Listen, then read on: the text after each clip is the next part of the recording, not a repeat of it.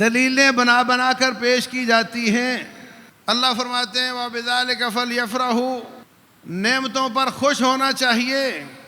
تو کہاں لکھا ہے کہ فلاں ڈیٹ کو ہونا چاہیے؟ ایک مہینہ پہلے وہ نعمت نہیں تھی، اس ڈیٹ کو خوش ہونا ہے۔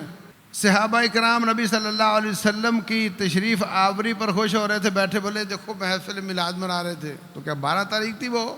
سارا سال آپ کی بعثت کا تذکرہ کرو، سارا سال آپ کی سیرت کو پڑھو اور پڑھاؤ، سارا سال اس کی روشنی میں اپنی زندگی گزارو۔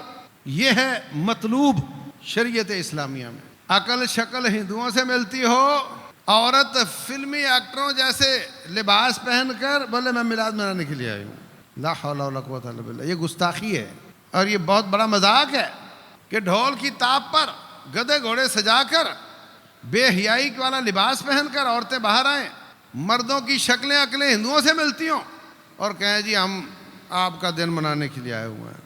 اگر آپ کو رسول اللہ صلی اللہ علیہ وسلم سے محبت ہے تو ان کی صورت مبارک سے محبت کر۔ دل تیرا یہ ہے کہ تجھے ان کی صورت مبارک پسند نہیں اور تم میلاد منانے کے لیے آ گئے، تو ہندوؤں کی شکل میں مرنا چاہتا ہے۔ دیکھو نا، جس شکل میں ہو اسی میں مرو گے نا، موت تو کسی وقت بھی آ سکتی ہے، اور جب موت آ جاتی ہے تو پھر گھر والے جلدی میں ہوتے ہیں، وہ کہتے ہیں جلدی کرو۔ کوئی یہ تکلف نہیں کرے گا کہ آپ کو کوئی ایسی شکل بنا دے کہ کوئی بال پلانٹ کر کے کوئی آپ کی شکل کوئی صحابہ کرام جیسی کر کے آپ کو قبر میں اتارا جائے، ایسا کچھ نہیں ہوگا۔ وہ کہیں گے جلدی کرو۔ اور ویسے ایسی کوئی مشین آئی بھی نہیں کہ جو مرنے کے بعد آپ کی شکل ٹھیک کر دے۔ جس شکل میں ہو اسی میں مرو گے، اسی میں قیامت والے دن اٹھائے جاؤ گے۔